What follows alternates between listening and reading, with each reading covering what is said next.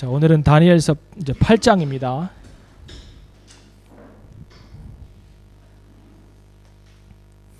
다니엘서 7장은 다니엘이 살았던 바벨론 시대, 그리고 그 다음에 나오는 메데 바사,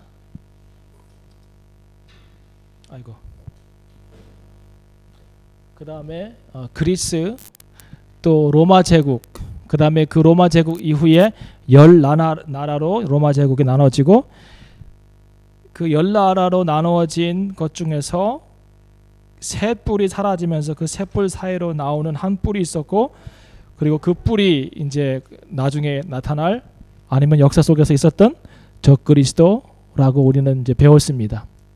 그것이 7장의 내용이었고, 이 7장은 2장과 굉장히 비교가 많이 되는 장이라고 제가 말씀드렸습니다. 그래서 2장은 금신상을 통하여서 역사의 진행을 하나님께서 보여주셨다면, 7장은 각각의 동물들이 바다에서 올라오는 것을 통하여서 역사의 진행을 하나님께서 보여주셨고, 그 동물들의 묘사는 그 나라를 아주 잘 표현하고 있는 그런 모습들이었습니다. 8장을 읽어보셨나요? 예, 8장을 읽어보셨으면 알겠지만 8장은 이 사자곰, 표범, 그리고 무섭고 놀라운 짐승, 이 모든 것들을 다 다루는 이야기는 아닙니다.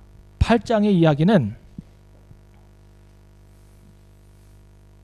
다니엘 8장은요 메데 페르시아 그리고 그리스 헬라 제국에 관한 이야기만 나와 있습니다. 그러니까 8장 안에서 적그리스도를 찾으면 돼요, 안 돼요? 안 돼요. 우리는 이미 이것을 알고 있잖아요, 그죠? 그런데 이것을 굉장히 헷갈려하면서 8장에 나오는 그 어떤 작은 뿔을 적그리스도로 보는 움직임이 있다, 이 말입니다. 그 8장에 나오는 그 헬라 제국에서 나오는 그 뿔 하나는요, 그냥 역사 속에서 적그리스도가 나중에 나타나면, 실제로 역사 가운데 딱 등장하면 이런 모습이겠구나라고 하는 한 사람의 모습만 보여주는 것이지, 그것이 적그리스도는 아닙니다. 그러니까 적그리스도가 할 일들을 한번 그 사람의 어떤 그 행동과 말을 통하여서 살펴볼 수는 있지만 그 사람 자체가 적그리스도는 아니다. 왜냐하면 적그리스도는 로마 제국을 거쳐서 나오는 그런 어떤 역사적 진행 과정이 7장에서 설명되었기 때문에 그렇습니다. 자, 8장에는 두 가지 동물의 환상이 나옵니다. 첫 번째 동물은 수양입니다. 수양이 뭔가요? 수컷 양이 수양입니다. 수양이 나왔습니다. 이 수양을 묘사하는 그 묘사를 보면 참 재밌습니다. 다니엘서 8장을 한번 펴보세요. 내가 눈을 들어, 3절입니다. 내가 눈을 들어 본즉 강가에 두 뿔 가진 수양이 섰는데 그 두 뿔이 다 길어도, 그러니까 두 뿔이 다 같이 긴 거예요, 그죠? 다 길어도 한 뿔은 다른 뿔보다 더 길었고 그 긴 것은 나중에 난 것이라 그랬습니다. 자, 여러분 나중에 보시면 알겠지만 항상 예언을 해석할 때는요, 성경에 나와 있는 그 이상의 것을 가지고 상상하면 안 됩니다. 그러니까 계시록 7장, 다니엘 7장도 8장도, 그리고 계시록을 볼 때도 계시록에서 이것은 뭐더라 라고 얘기하는 것, 그 이상의 것을 상상하면 항상 문제가 생깁니다. 알겠죠? 자, 이 양이 뭐냐면 8장을 보시면 뒤쪽으로 가서 보세요. 20절을 보세요. 내가 본 바 두 뿔 가진 수양은 뭐라고요? 메데와 바사 왕들이라 그랬어요. 그러니까 이 수양은 또다시 뭘 얘기하고 있는 거예요? 메데와 바사를 이야기합니다. 자, 그러면 두 뿔은 뭘까요? 이 수양이 갖고 있는 두 뿔은 메데와 바사의 두 나라를 의미하고 그 왕들을 의미하는 거예요. 그런데 이 두 뿔이 다 긴데 한 뿔은 더 길었어요. 그 뿔이 어떤 뿔일까요? 그 뿔이 바사예요. 그리고 그 한 개가 더 길었는데 더 긴 뿔이 나중에 나왔다고 그랬어요. 실제로 역사 속에서 메데보다 바사 제국이 늦게 등장합니다. 네, 그렇지만 더 강성해지죠. 그러니까 메데에서 나온 왕이 다리오 왕이고, 다리오가 2년을 통치하고 죽은 다음에 고레스가 통치를 시작하잖아요. 그죠? 그래서 바사가 더 강력합니다. 자, 이 수양이요, 서쪽과 북쪽과 남쪽을 향해서 받는다고 나왔어요. 막 수양이 뿔 가지고 이제 받는 거예요. 예. 그 이야기가 8장 4절에 나옵니다. 내가 본즉 그 수양이 서와 북과 남을 향하여 받으나 그것을 당할 짐승이 하나도 없고 그 손으로 능히 구할 리가 절대로 없으므로 그것이 임으로 행하고 스스로 강하더라 그랬습니다. 자, 이 수양이 서쪽을 받았다고 하는 것은 바벨론을 무너뜨린 것을 의미하고요.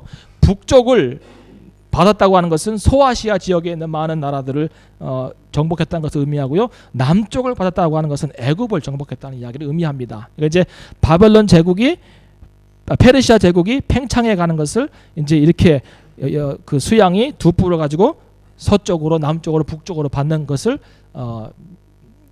것으로 묘사를 합니다. 이게 수양 이야기예요. 수양. 이미 우리가 바벨론 메데 바사에 관한 이야기는 많이 들었기 때문에 이렇게 해서 넘어가고요. 그 다음에 나오는 이제 환상이 수염소에 관한 환상입니다. 수염소. 그러니까 수컷 염소란 뜻이죠, 그죠? 이 수염소가 털이 많이 난 수염소인데 마게도냐 지방에서 일어났던 헬라 제국을 의미합니다. 이것도 해석에 나와 있습니다. 21절에 보세요. 털이 많은 수염소는 곧 헬라 왕이요 그랬어요. 그러니까 두 눈 사이에 있는 큰 뿔이라 그랬어요. 두 눈 사이에 있는 큰 뿔이 나왔다고 그랬는데 그 뿔이 뭐냐면 첫째 왕인 알렉산더 대왕입니다. 예. 근데요, 이 수염소가요 얼마나 빨리 달리는지요, 발이 땅에 닿지 않아요. 5절에 보시면 8장 5절에 보시면 내가 생각할 때에 한 수염소가 서편이 헬라 제국이기 때문에 페르시아에서 보면 서쪽이죠, 그죠? 지중해 쪽이니까, 그죠? 이탈리아 쪽이니까, 예, 그리스 쪽이니까 그렇게 서쪽에서 오는 거예요. 그 수염소가 서편에서 와서 온 지변에 두루 다니되 땅에 닿지 아니하며, 이 말이 뭘까요? 수염소가 다니는데 땅에 닿지 않아요, 발이. 굉장히 빠르게 정복을 해나가는 거예요. 예. 그 헬라 제국을 묘사했던 동물이 뭔가요? 7장에서 표범이에요. 표범의 머리가 4개 달려있고 날개가 4개 있는 거예요. 그러니까 표범 자체가 빠른데 날개를 달았으니 얼마나 빨라요. 그것처럼 똑같은 묘사예요. 땅에 닿지 않아요. 이 수염소가 얼마나 빨리 정복을 해나가는지 알렉산더 대왕을 통해서. 예. 근데 이 수염소가 수양을 짓밟아요. 그 수염소는 헬라 제국인데 페르시아를 무너뜨리는 거죠. 수양에 있던 수양인 페르시아를 무너뜨리는 거죠. 그리고 이 두 눈 사이에 나온 현저한 뿔은 알렉산더 대왕을 의미합니다. 그리고요, 또 재밌는 것은 뭐냐면 이 현저한 뿔이 이제 곧 뽑히면서 그 사이에서 4뿔이 나와요. 예. 제가 지지난주에 설명했죠, 그죠? 알렉산더 대왕이 죽은 다음에 그 표범 머리 4개는 그 사후에 장군들이 싸우면서 다투면서 형성한 4나라라고 제가 말씀드렸잖아요, 그죠? 예, 그러니까 알렉산더 사후에 4장군들이 나라를 각각 세워서 각 나라를 통치하게 됩니다. 그 중에 하나가 카산더입니다. 카산더는 제일 쪽 헬라 쪽, 그리스 쪽 마게도니아 지역에 왕조를 세웠고, 리시마커스는 이쪽 비두니아, 그 옆에, 그러니까 헬라 제국 바로 옆쪽에 있는 나라였고요. 그 다음에 셀류커스는 유브라테스 강에서 헬라 제국을 다 거치는, 그러니까 인도까지 거치는 굉장히 큰 넓은 지역을 다스렸습니다. 그리고 프톨레미 왕조는 애굽과 그 아프리카 지역을 다스렸죠.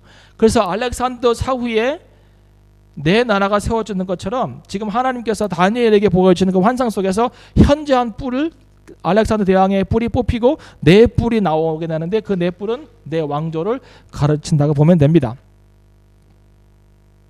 자, 그런데 이제 이 4뿔 중에서 뿔이 4개인데요. 그림을 그리면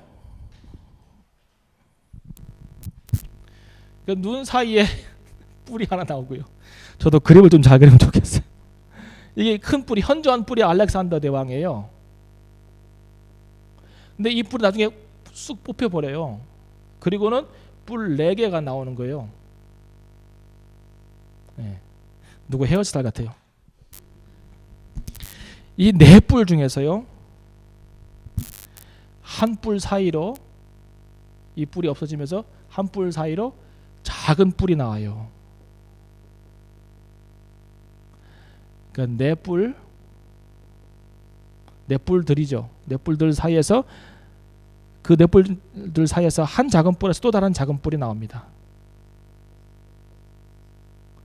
자, 이제 오늘은 이 뿔에 대한 이야기를 많이 할 거예요. 왜 이렇게 뿔이 많이 나요? 뿔이 뭐예요? 뿔은 나라요, 왕이요, 권세요, 그런 거예요. 네. 이 네 왕조 중에서요, 이스라엘 땅에 가장, 그러니까 이스라엘과 예루살렘에 가장 위협적이었던 나라는 셀루쿠스입니다. 셀루쿠스. 다시 한번 그림을 그리면요, 지중해가 이렇게 있고요, 뭐 나라가 이렇게 있겠죠. 홍해가 이렇게 있고 이렇게 있으면 잘 못 그리겠어요. 제일 이쪽에 있었던 나라가 카산더고요. 그 다음에 아까 나왔던 두 번째 나라가 뭐죠? 셀리마커스. 그 다음에 이쪽 전반적으로 그러니까 유브라테스 강, 뭐 티그리스 유브라테스 강이 있는데 이 강을 중심으로 인도까지 해가지고 이 전반을 다스렸던 나라가 셀루쿠스예요. 그 다음에 이쪽 애굽의 아래쪽과 아프리카 이쪽을 좀 다스렸던 나라가 프톨레미입니다. 이 셀루커스가 항상 이 예루살렘에 위협적이었어요. 이 셀루커스 왕조에서 8대 왕이 누구냐면 8대 손이 안티오쿠스, 에피파네스입니다. 4세요. 앞으로는 에피파네스라고만 제가 부르겠습니다. 이 사람이 문제예요. 그러니까 이 네 뿔 중에서 그 중에서 한 뿔은 셀루쿠스 왕조이고, 그리고 그 왕조에서 나온 작은 뿔은 누구냐면 에피파네스예요. 안티오쿠스 에피파네스.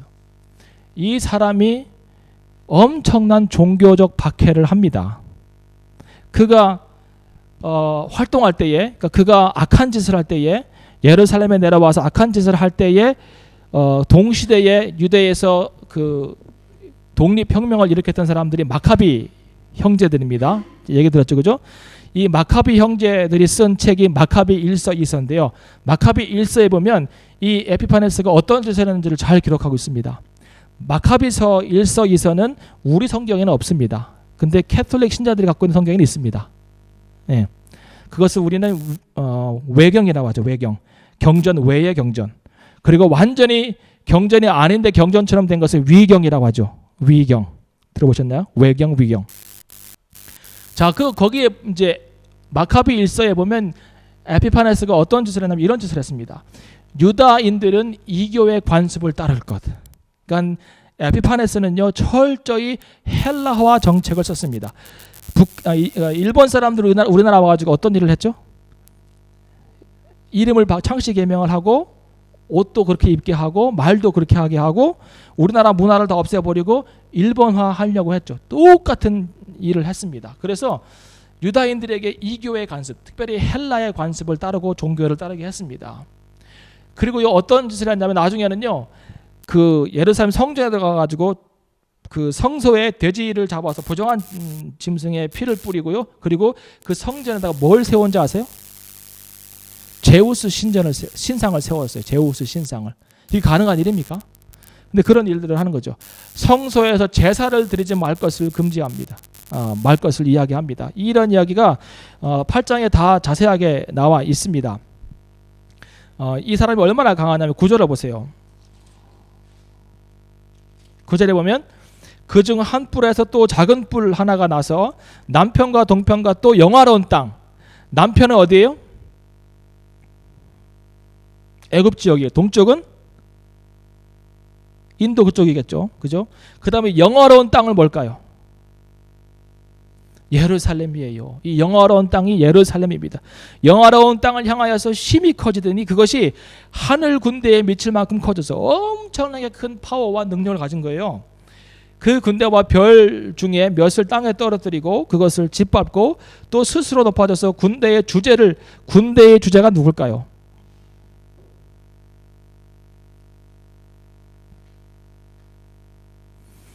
25절에 보시면 그가 꾀를 베풀어 제 손으로 교회를 이루고 마음에 스스로 큰 채하며 또 평화한 때에 많은 무리를 멸하며 또 스스로 가서 누구를 대적한다고요? 만왕의 왕. 만왕의 왕을 대적하는 거랑 군대의 주제를 대적하는 거랑 똑같은 표현입니다. 그러면 군대의 주제는 누구예요? 하나님. 하나님을 대적하는 거예요. 그 대적하는 행위가 뭔지 아세요? 매일 드리는 제사를 제하여 버리고 그 성소를 헐었어요. 그러니까 하나님의 성소를 헐어버린 거예요. 그리고 제사를 금지했습니다. 범죄함을 인하여 백성과 매일 드리는 제사가 그것에서 부침받았고 그것이 또 진리를 땅에 던지며 자의로 행하여 형통하더라 그랬습니다. 내가 들은 즉 거룩한 자가 말하더니 다른 거룩한 자가 그 말하는 자에게 묻되 이상에 나타난 바 매일 드리는 제사와 망하게 하는 죄악에 대한 일과 성소와 백성이 내어준 바 되며 집합할 일이 어느 때까지 이를꼬 하매 그가 내게 이르되 2300주야까지니 그때에 성소가 정결하게 함을 입으리라 하였느니라 그랬습니다. 자, 이 마카비가 실제로 예루살렘에 와서 종교적 핍박을 하는 시간이 언제냐면 BC 1701년입니다. 171년입니다. 171년. 171년. 그리고 BC 165년에 죽습니다. 왜 죽었는지는 아무도 몰라요. 전쟁에서 나가 죽은 것도 아니에요. 이 사람의 죽음에 대해서 성경이 기록하고 있거든요.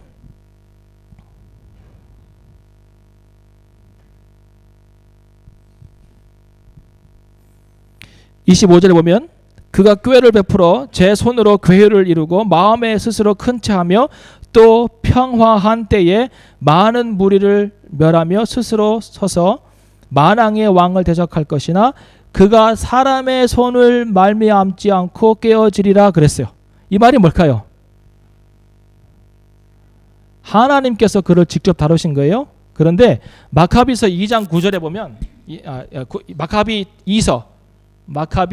2서 9장에 보면 뭐라고 나왔냐면 안티오쿠스 에피파네스 안에 내장에 조그만 그 벌레 하나가 그 창자를 먹어버린 거예요.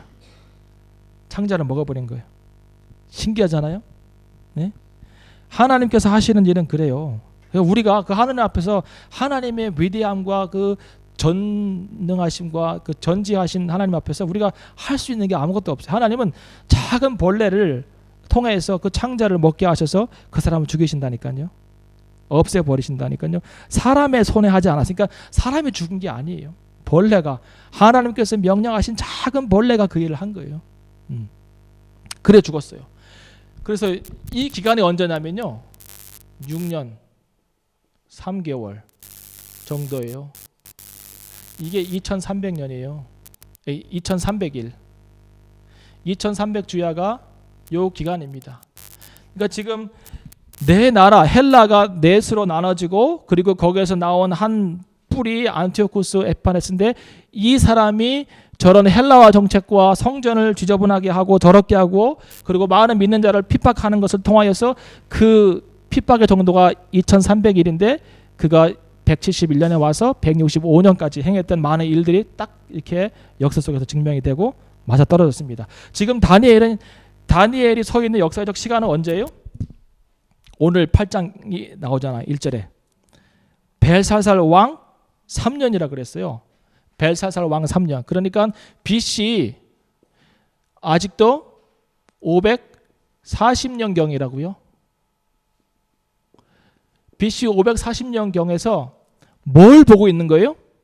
BC 165년에 일어나고 있는 일들을 보는 거예요. 다니엘 스스로가 누구를 통하여서 하나님께서 열어주시는 환상과 계시를 통해서 이 일을 보고 있는 거예요. 그리고 역사는 이 일이 온전히 증명되었다고 보고하고 있습니다. 성경에서 나와 있는 예언이 역사의 기록 속에서 이것이 이루어졌다고 분명히 이야기하고 있는 거예요. 그러니까 하나님께서 이끌어 가시는 역사가 얼마나 정확한지 여러분 알아야 됩니다. 하나님이 세계 역사를 주관해 가시고 그 예언된 것은 반드시 구체적으로 이렇게 이루어진다고 하는 것. 시간까지 맞아요. 정확한 날짜까지 있어요. 사실은 몇 월 며칠 시작해가지고 몇 월 며칠 끝나는 것까지 다 나왔어요. 그래서 그 날짜를 합해보면 2300주야가 딱 맞아떨어져요. 뭐 그런 시간까지 알 필요는 없겠죠 우리가. 그런데 이 기간이 그렇게 응해졌다는 것. 그가 와서 한 게 뭐예요? 자, 그러면 안티오쿠스 에피파네스가 적그리스도입니까? 제가 아니라 그랬죠? 다니엘 7장에서 얘기한 적그리스도는 아니에요. 그런데 적그리스도의 타입이라고 볼 수 있어요. 타입.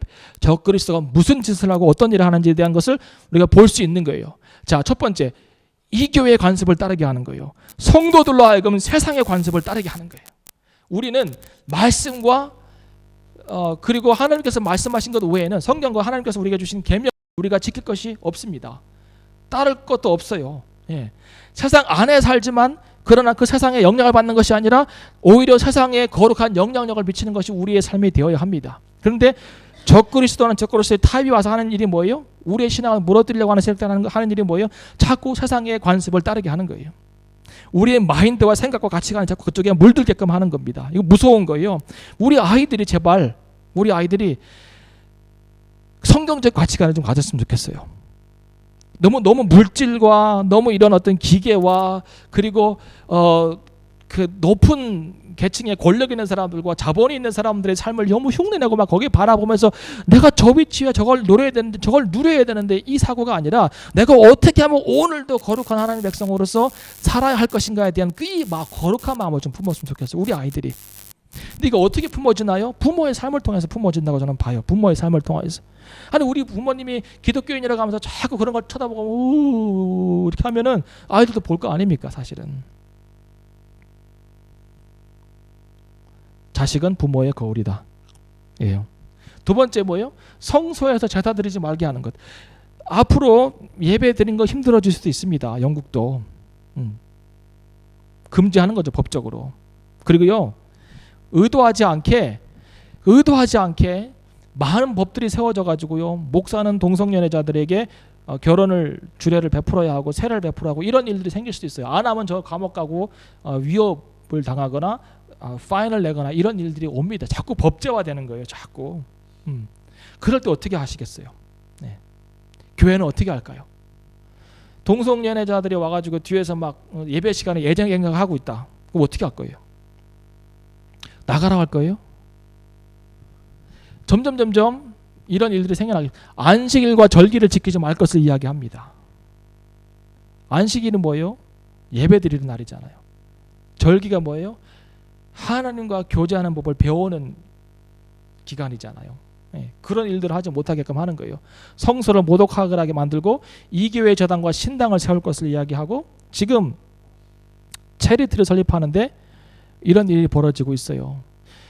우리는 기독교인 신앙을 가지고 하나님을 섬기며 그리고 그 채친턴 메소디스트 교회 안에서 인테그레이션을 하는 것을 목적으로 합니다라고 하는 얘기를 했어요. 근데 체리티 커미션에서 질문이 왔습니다. 왜 기독교를 고집하느냐 이 말이에요. 다른 종교는 안 되냐. 근데 제가 그랬어요. 우리의 정체성에 우리의 이름이 있지 않냐. Korean Christian Fellowship인데 크리스천 펠로우십이라 분명히 이름이 적혀져 있는데 어떻게 우리가 다른 종교와 같이 할 수 있겠느냐라고 답변을 보냈죠. 그게 해결이 안 됐어요. 아직까지요. 점점 이런 일들이 이제 생겨날 겁니다. 체리티 등록이 어려워지는 거예요. 돼지와 부정한 짐승을 잡아서 제물로 바치게 하고 남자 어린아이들에게 할례를 행하지 못하게 하고 모든 종류의 음란과 모독의 행위로 스스로 더럽힐 것. 이게 8절이 무서운 거예요. 그러니까 어떤 법제화 시켜서 못하게 하고 압제하고 핍박하고 핍박하고 신앙을 갖지 못하게 하는 데는 두 가지의 어떤 형태의 도전이 있습니다. 첫째는 핍박이에요. 핍박이 강하면 사람들이 신앙을 버리죠. 그런데요 재미있게도 초대교회는요 핍박을 통하여 성장했어요. 핍박은요 외부적인 핍박은 그들에게 용기와 희망과 믿음에 대한 어떤 그 뭐라 할까요? 열망을 더 품게 했어요. 그래서 내 목을 치라는 거예요. 이렇게. 예. 나는 오늘 예수 그리스도를 믿고 나는 오늘 순교한다. 내 목을 치라는 거예요. 그 순교의 피후에도 교회가 세워나잖아요. 그러니까 핍박은 어떻게 보면 교회를 더 새롭게 하고 신앙을 온전히 순수하게 만드는 용광로 같은 역할을 할 수 있다고요. 그런데 스스로 더럽히게 하는 것은 큰 문제예요. 네. 더 더 위협적인 것이 뭔지 아세요? 타협을 통하여서 우리의 신앙이 변질되는 게 더 문제예요. 핍박이 있어가지고 신앙을 포기하게끔 만드는 것은요, 넘어갈 수 있어요. 어떻게 보면 한번 눈 감고 탁 죽으면 되니까. 그런데 계속해서 끊임없이 타협점을 찾자는 거예요. 우리랑 같이. 우리는 타협할 수 없는 사람들인데 조금만 양보하면 같이 할 수 있는데 왜 그러냐는 거예요. 그 전 세계적으로 기독교 단체들이 많이 있는데요, 양보하면서 가는 데 많아요. 양보하면서. 우리가 줄 수 없는 것이 있어요. 바운더리가. 우리의 구원은 오직 예수 그리스도를 말미암아 주어지는 거잖아요. 오직 예수 그리스도. 다른 길은 없어요. 사도행전 4장 12절에 뭐라 그래요? 천하 인간에 다른 이름을 준 적이 없느니 그랬잖아요. 요한복음 4장 16장, 그죠? 요한복음 14장 6절, 내가 곧 길이요 진리요 생명이니 나를 말미암지 않고는 아버지께로 올 자가 없느니라. 분명히 얘기하고 있잖아요. 타협할 수 없는 부분이 있다. 근데 그것까지 내려놓자는 거예요. 예수만 길이냐 이 말입니다. 예수만 길이 아니라는 거예요. 다른 데도 길이 있다는 거예요. 절대자는 한 분이고 가는 길이 다르다는 얘기를 자꾸 합니다. 그럼 양보하는 거예요. 그래. 스스로 무너지게 하는 거, 스스로 더럽혀지게 하는 거예요.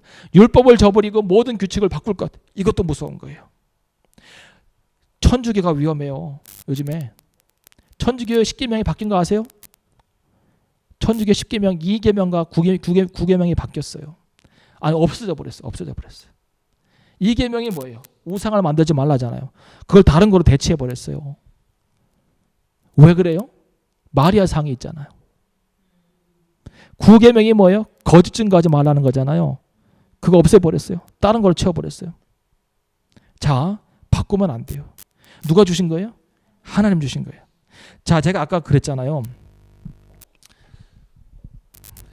종교가 타락하는 증거 중에 하나는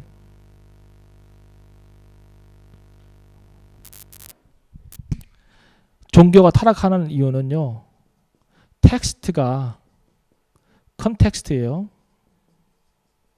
이거는 상황이죠. 이거는 뭐예요? 경전이에요.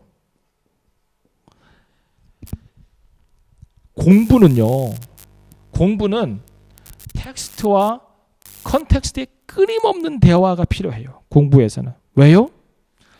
텍스트만 고집하면 프랙티컬리티가 떨어지는 거예요. 뭐예요?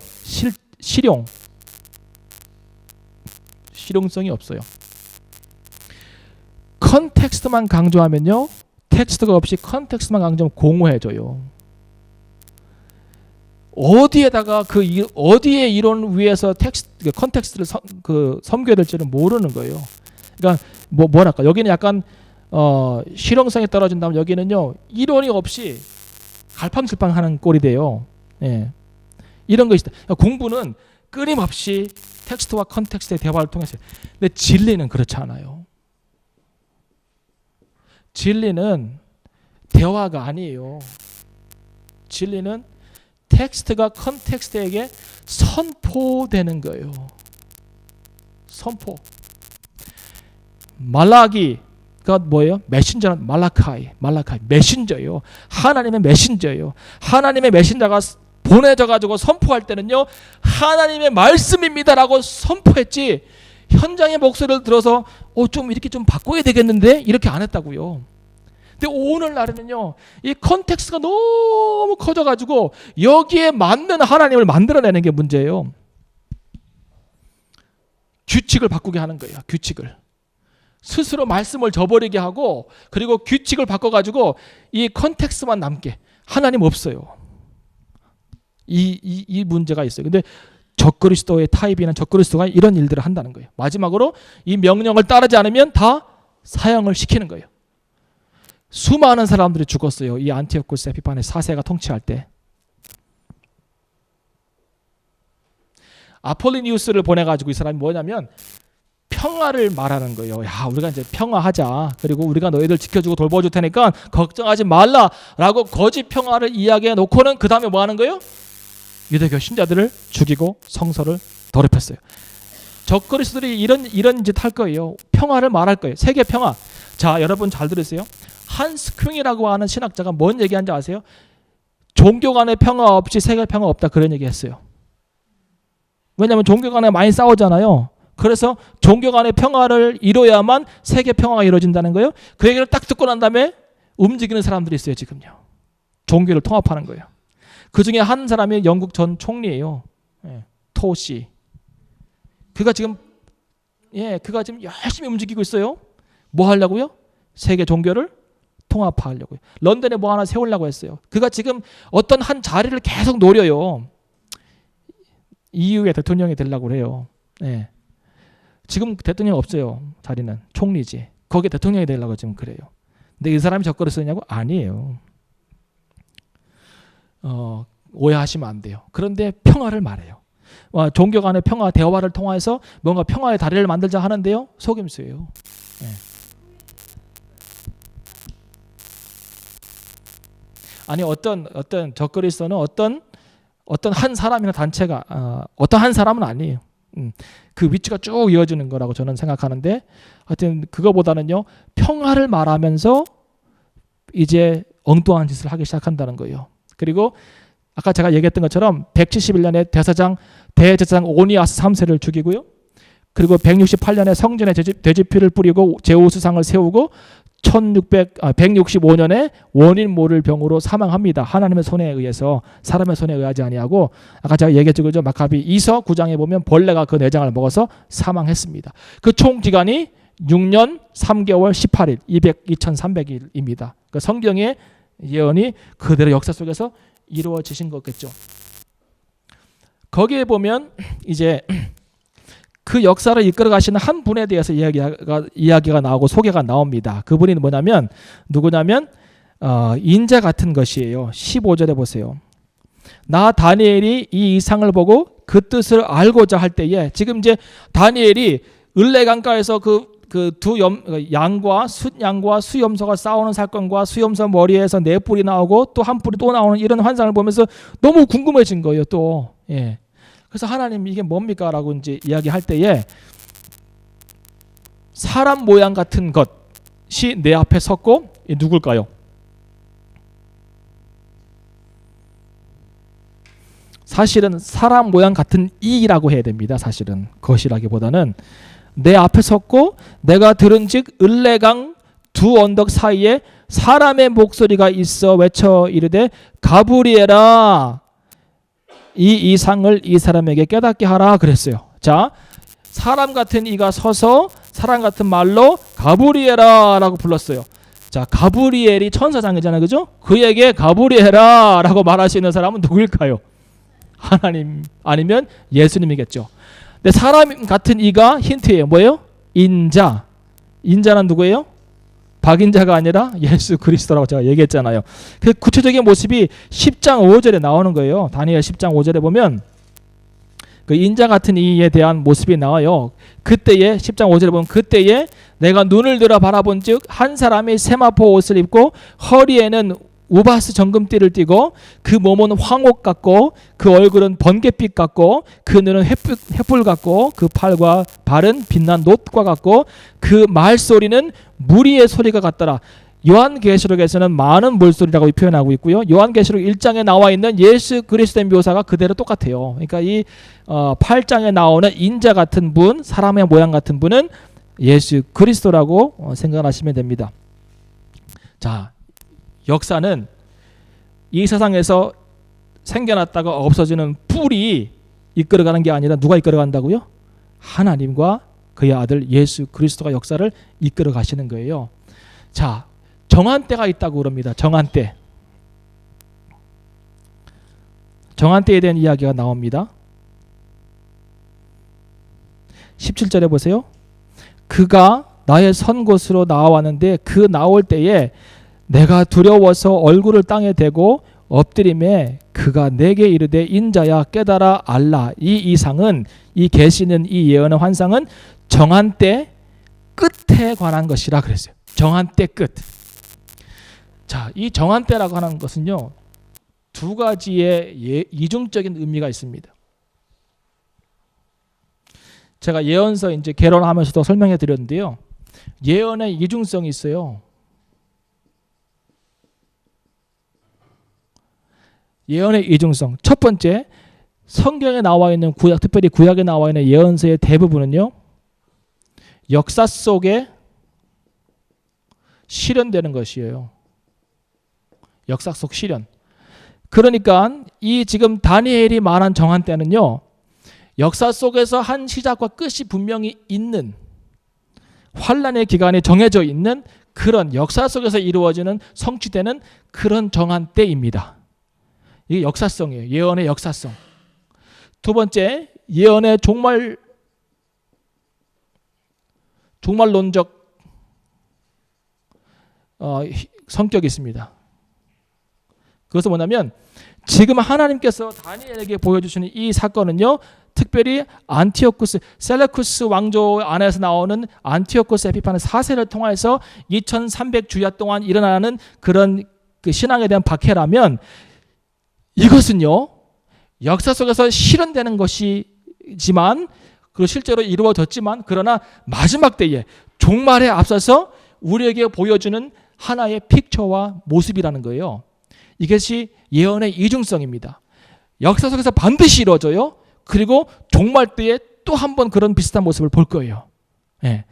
그래서 하나는 역사 속에서 이루어지는 것이고, 또 하나는 뭐냐면 그 그러니까 역사 속에서 실현되는 것이 하나 있다면, 또 하나는 역사의 전체적인 역사 속에서 마지막에 이루어지는 그 계시라고 할까요? 종말론적 역사적 계시. 종말론적 계시가 또 한 가지 의미입니다. 그래서 이 정한 때를 그냥 단순히 그래 셀루쿠스 왕조에서 안티오코스 에피파네스가 나와서 이미 그 일을 이루었으니까 이제 그런 일은 없겠지가 아니라, 그것이 마지막 종말론 때에는 또 한 번 비슷한 모양으로 우리에게 이제 이루어진다는 거예요. 그래서 예언의 말씀을 읽어야 돼요. 다 이루어진 사건이면 뭐하러 읽게요, 우리가? 또 한 번 이런 비슷한 이야기들이 진행된다는 것을 우리가 알아야 합니다. 자, 이 안에 좀 더 읽어봅시다. 쭉 설명을 하시면서 23절에 보세요. 이 네 나라 마지막 때에, 그러니까 이제 헬라 제국에서 나온 네 나라의 마지막 때에 패역한 자들이 가득할 즈음에 한 왕이 일어난다 그랬어요. 이게 이제 안티오코스 에피파네스죠, 그죠? 그런데 이 패역한 자들이 누굴까요? 패역한 자들.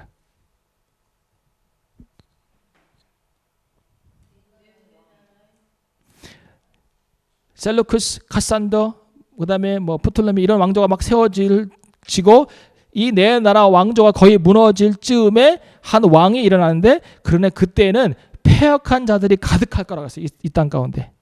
이 패역한 자들이 누구예요?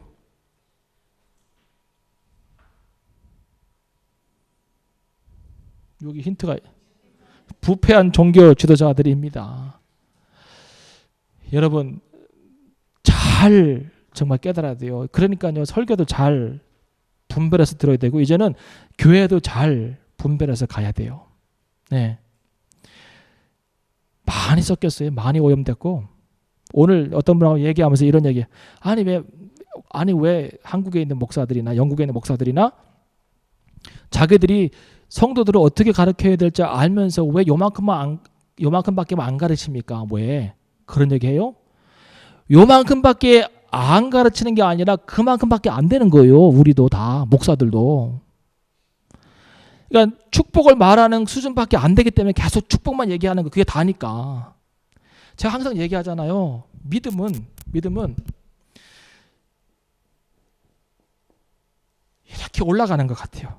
하나님과 나의 관계가 깊어지면 깊어질수록 내 신앙은 이렇게 상승해요. 독수리의 날개침같이 올라가는 거예요. 그런데 여기가 그라운드라고 합시다. 그러면 요만큼 올라가면 내가 아는 게 다예요. 요만큼. 내가 축복만 알면 축복만 얘기할 수밖에 없어요.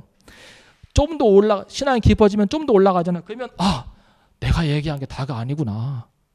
물론 축복이 나쁜 건 아니죠. 하나님께서 우리가 하는 일들을 다 축복해 주시면 참 좋죠. 그것을 잘 활용하면 좋고.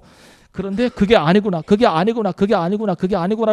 자꾸 알아가는 거예요. 자꾸 알아가고, 더 깊은 진리를 얘기하려면 나는 더 깊은 대로 하나님 가운데로 내려가야 되고, 성경을 더 깊이 보려고 하는 노력이 필요하고 그런 거예요.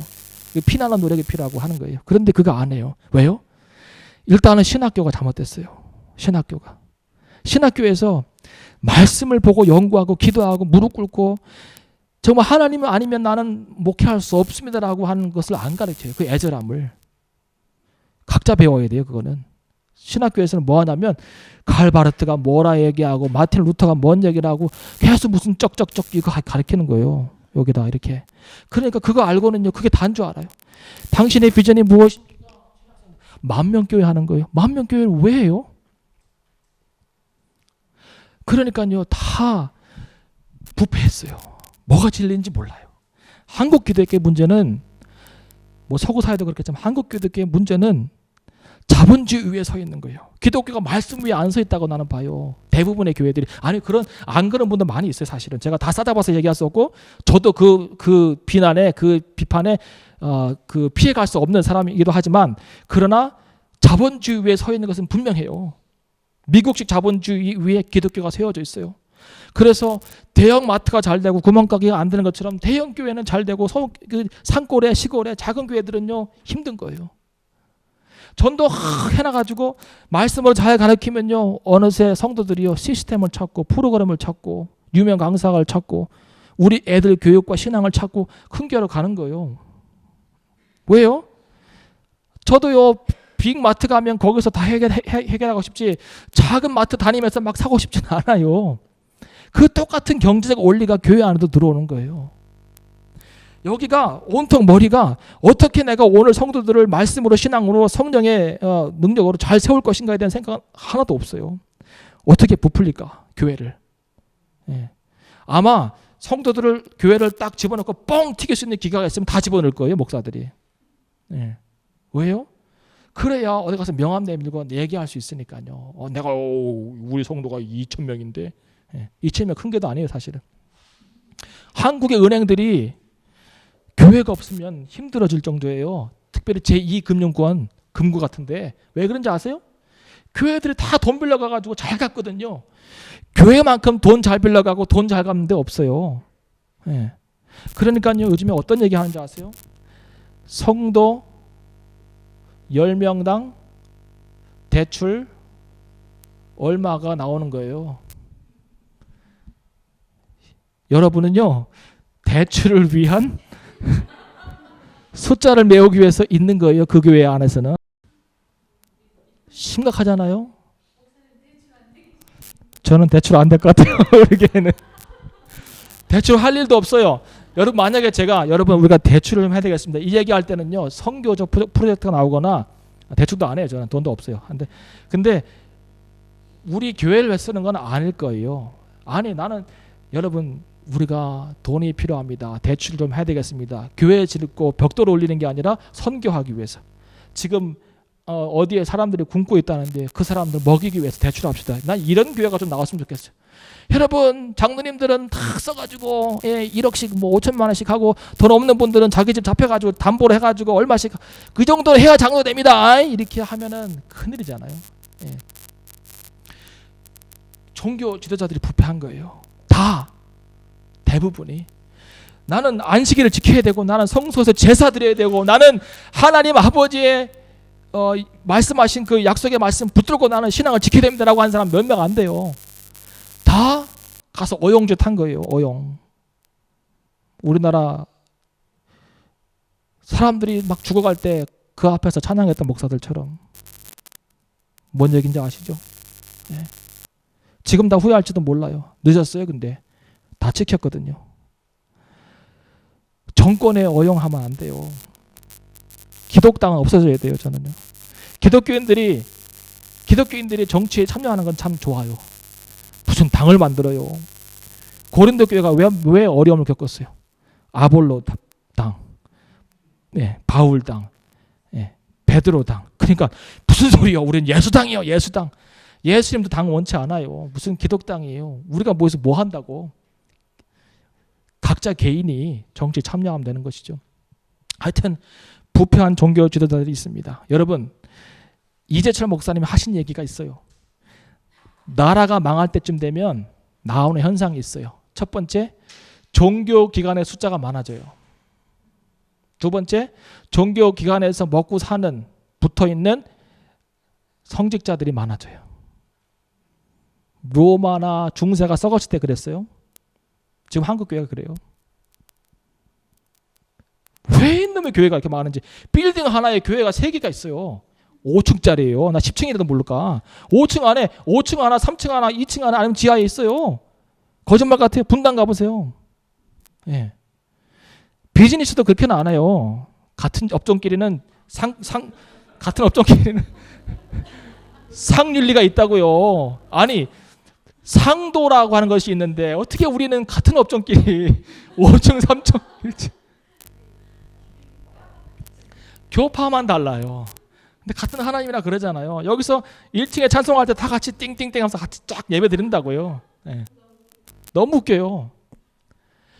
그러는 거예요. 종교기관이 많아지고 종교기관을 통해서 생계를 유지하는 사람들이 많아지는 거예요. 부패한 지도자들, 폐역한 자들 많아요. 자, 이제 마지막으로 사단의 두 전략이 뭔지 아세요? 박해와 탄압을 통해서 신앙을 말살하는 것이고, 또 한 가지는 타협과 혼합을 통해서 신앙을 부패하게 만드는, 스스로 사라지게끔. 썩은 사과를 온전한 사과 안에 집어넣는 거예요. 하나. 그러면 다 썩잖아요. 똑같은 원리예요. 혼합주의를 배격해야 돼요. 성경에서 계속 뭐라 그랬어요? 뭐라 그래요? 성경에서 같이 짜지 말라 그랬잖아요. 다른 직종, 다른 직물끼리 같이 연합해서 짜지 말라 그랬잖아요. 예. 그거예요. 밭을 갈 때 같이 멍에를 매지 말라 그랬잖아요. 그거 똑같은 거예요. 성경은 끊임없이 썩지 말고, 그리고 그 직에석, 경계석을 옮기지 말고 그랬잖아요. 끊임없이 성경에서. 그 직계석이 뭐예요? 경계예요. 경계. 여기는 넘어갈 수 없는 거예요. 우리는 절대로. 이 경계석을 넘어가면 안 되고 옮겨도 안 돼요. 바운드를 넓히면 타락하는 것이고, 좁히면은 하나님 뜻에 안 맞는 거예요. 그 자리를 놔도 돼요. 하나님께서 말씀하시는 대로 경계석을 지키고, 그리고 서로 짜이면 안 돼. 혼합주의를 배격해야 돼. 종교 혼합주의 버려야 돼. 마지막으로 여러분, 우리가 8장을 통해서 배우는 게 뭘까요? 8장은 제가 말씀드렸던 것처럼 적그리스도가 누군가에 대한 얘기는 하지 않아요. 그런데 적그리스도의 한 타입을 이야기해 주고 있어요. 자, 우리가 아는 것은, 여러분, 예언은 구체적으로 주어지고 구체적으로 이루어진다는 것을 우리가 알아야 됩니다. 그래서 예수님께서 종말에 관한 이야기를 마태복음 24장이나 아니면 요한계시록에 해놓으신 것이요, 이것은 반드시 구체적으로 이루어진다고 여러분 믿어야 됩니다. 다니엘을 통해서 보여주신 그 예언이 400년 뒤에 구체적으로 이루어졌던 것처럼, 날짜까지 틀리지 않고 기간까지 틀리지 않고 똑같이 이루어졌던 것처럼, 예수님께서 말씀하신 종말 때 일어나는 일들과 요한계시록에 말하고 있는 모든 예언에 관한, 계시에 관한 것들은 반드시 이루어지는 거예요. 반드시 1.1획도 틀리지 않고 다 이루어질 거라고 저는 믿습니다. 네, 그러니까 오늘 어떻게 해야 돼요? 요한계시록 1장 3절을 펴보세요.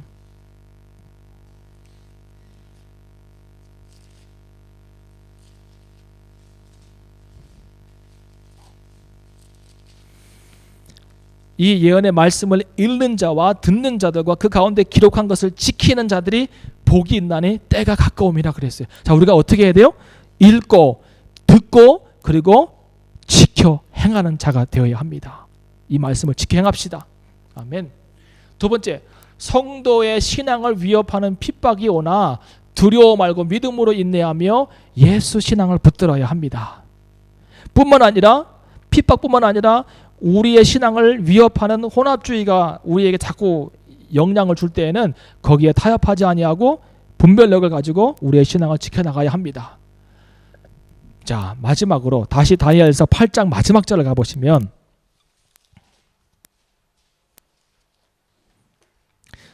마지막 절을 한번 읽어보시겠습니다. 시작.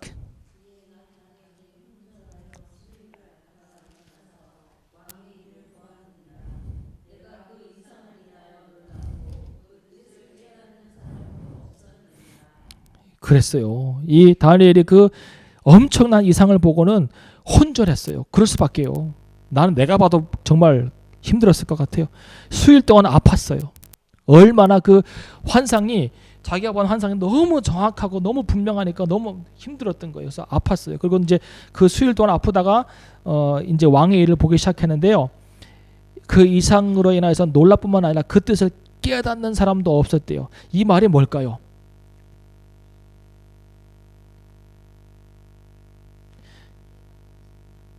네, 다니엘이 안 나눴을까요? 나는 다니엘이 이 너무 큰 환상과 놀라운 환상과 이상을 바라보았고 가브리엘 천사를 통하여서 그 해석을 들었기 때문에 나는 분명히 이 마지막 때에 되어질 일들에 대해서 그리고 안티오코스 에피파네스가 할 일에 대해서 시간은 있지만 나누었을 거라고 저는 믿습니다. 그런데 아무도 깨닫는 자가 없습니다. 왜 그래요? 여러 가지 이유가 있겠죠. 근데 영적으로 둔해서 그래요. 못 깨닫는 것은 영적으로 둔해서 그래요.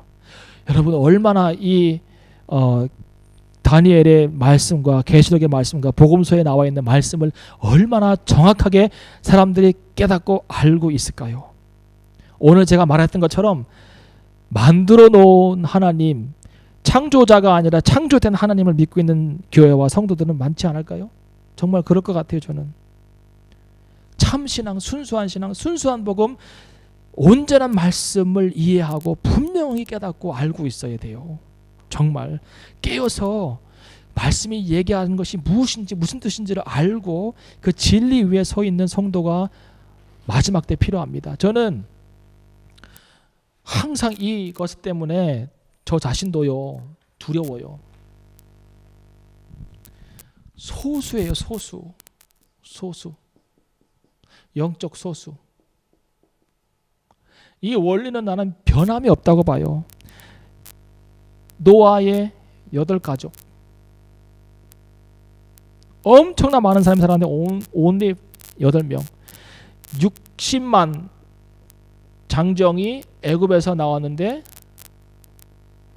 오직 여호수아 갈렙 2명만 가나안 땅에 들어갔어요.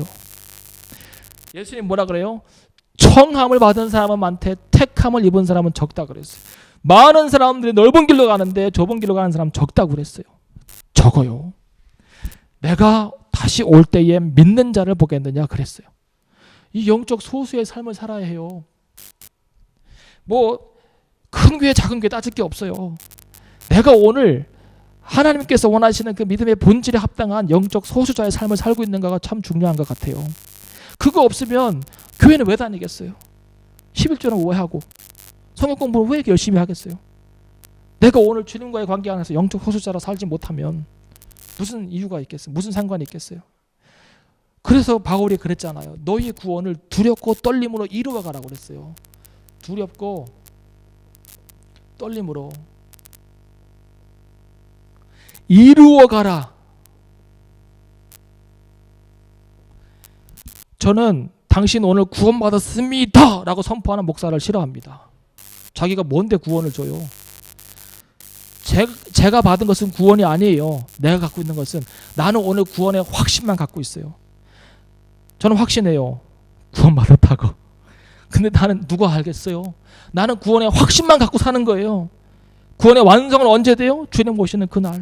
악인과 선한 자가 같이 부활할 때 그때 주님께서 전 목사 너 진짜 부끄럽게 구원받았네. 고마워요 주님. 이렇게 해야지. 나 구원받았으니 주님 오셨네요.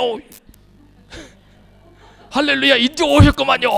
주님 얼마나 뵙고 싶었다고요. 그러면 돼요 안 돼요? 안 돼요. 정말 어떻게 할 수 주님 별 면목이 없어서 주님 내가 부족하지만 그래도 주님 나라에 문지기라도 하면 안 될까요? 이래서 겨우 그래 눈을 들어라. 네가 참 부족하지만 내가 그래도 네가 나를 사랑하는 그 마음 하나 받아서 구원시켜주겠다. 이러면 감사합니다라고 얼른 들어가야지. 예?